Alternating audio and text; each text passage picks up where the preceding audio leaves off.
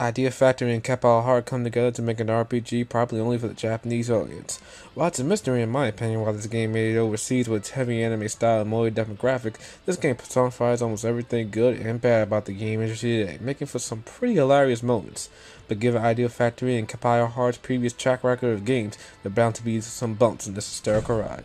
Hey guys, this is Shadow Elite, and this is my first video review, and it's on Hyperdimension Neptunia. Hyperdimension Neptune takes place in the world of game industry, consisting of 4 lands, each with their own gods protecting them, 3 of which representing current generation consoles. You have the steampunk land of Last Station and its goddess Blackheart, the PS3, the medieval land of Leanbox with its Buxtom goddess Greenheart, the Xbox 360, the snowy city of Louis and its little goddess Whiteheart, the Nintendo Wii. Our main character Neptune, who has lost her memories, is on a quest by the mysterious book called Histoire to recover a key fragments from the 4 lands to save the industry from an evil entity. You're suffering from amnesia. I've never seen a case in person. How original! Maybe you bumped your head.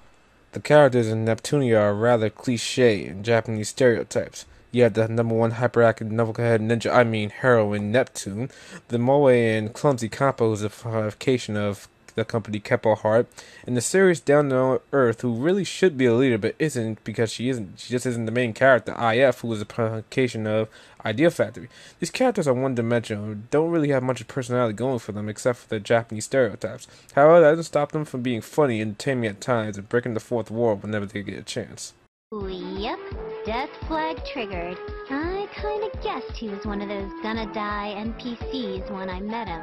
Is he okay? How can you act like that when someone is dying? Compa, can't you do something?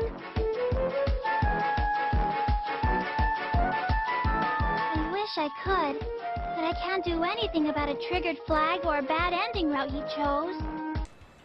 The story is told through 2D character artwork, which is superbly done. Characters look great and colorful with slight animation movement. However, minor characters are given merely black silhouettes, which is hard to care about anyone who isn't the game's main characters. This may be done on purpose because of the game's crazy story, and the characters joke about it at times, but it still manages to come off as lazy and annoying for the developers when a new character comes up and is simply a blackface. As I said before, the 2D character artwork is great, however the in-game graphics are downright insult to the PS3. Characters' models look like they could have been done on the PS2, and the dungeons are bad and repetitive in design. And when you have to go trekking through these dungeons one after another, it becomes boring and feels like a chore when they all look virtually the same. The gameplay and story progression in Hyperdimension Neptunia is rather simple. Everything is on the World Map Hub, consisting of a shop that will sell new things periodically, an explore option that will list the many and rather repetitive side quests and story events, and the Goddess blog that will show a slight skill of the gods talking about their day or land. The gameplay is pretty repetitive in its execution. You'll be going on fetch quests, boss conquests, or reaching a specific area to trigger an event. It gets pretty routine quickly and doesn't change throughout the many hours you've spent playing.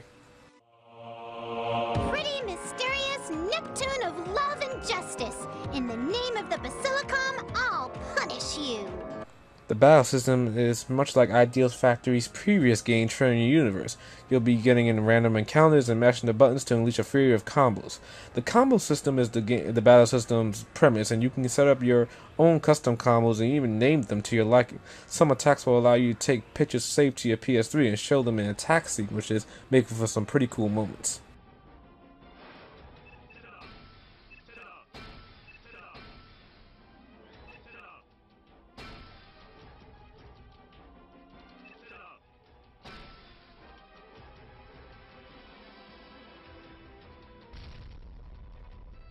As I said before, the combo system is the battle system's premise.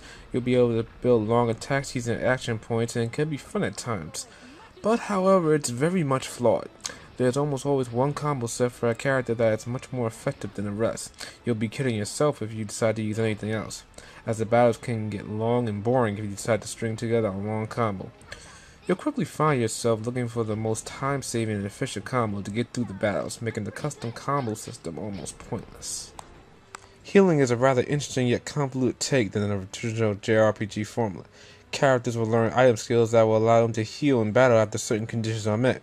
You'll be able to pump PP points into the item skills you want to use to recover your party members. If you use 50 points in an item skill, there will be a 50% chance that the skill will activate when the conditions are met. If you pump 100 points into one, there's a 100% chance that the skill will activate. The system comes off as annoying in the beginning of the game, as your PP points are very limited. Compa is the only one in your party that can use a revive item skill in the early going, and if she dies, well, good luck trying to keep the other two alive. You'll get more PP points as your characters level up and make what should be simple healing tasks easy, but there's always the off chance that item skills simply won't activate if you don't have 100% PP spent into it. And to make matters more confusing, some item skills will have priority over others, even if you set one item skill's percentage higher than the other. But thankfully, you can change the uses of item skills in the middle of battle, making it a little bit more tolerable. But to make matters worse, you can't heal outside of battle, leaving healing in general almost a chance. Any of you selfish, icy bitches take the title of true goddess. Hush now. Where did you learn such raucous manners? You think your demeanor is acceptable as a goddess? Shut your hole! I can't stand the way you talk all high and mighty. Get out of here, Thunder Tits! What? Surprisingly, the voice acting in Hyperdimension Neptunia is good, borderline great, and there's plenty of it. Characters sound spunky and energetic as they look, but don't come off as annoying or torturing to the ear as most JRPGs nowadays suffer from. It can be said you and Neptune are the least. With such logic, it can be said you and Neptune are the least fitting. The hell's that? Listen to that crap talking out your ass. I'll kill you! Die! The music, however, is bland and boring. With the exception of the opening theme, there are only a handful of tunes and they play constantly throughout the game. But they are nothing memorable or special. Dungeon music suffers the most, as you'll be hearing the same 3 or 4 themes each time. Hyperdimension Neptunia is geared to a specific audience. The anime enthusiast, the otaku, and the almost hardcore JRPG player need to apply here. There isn't much going for Hyperdimension Neptunia except for its awesome artwork, interesting story, and funny dialogue. Ultimately, the bad outweighed good. The one-dimensional characters, the bland in-game graphics, the repetitive story progression, repetitive dungeon design and quests, needlessly complicated battle system, convoluted hidden system, and a weak music track pushed this game down considerably. Idea Factory and Keppel Heart have a history of making fairly mediocre games, and this new one isn't an exception to the rule. If you can't overlook the game's flaws, there's definitely something to be enjoyed here. For me, Hyperdimension Neptunia gets a 6.5 of 10.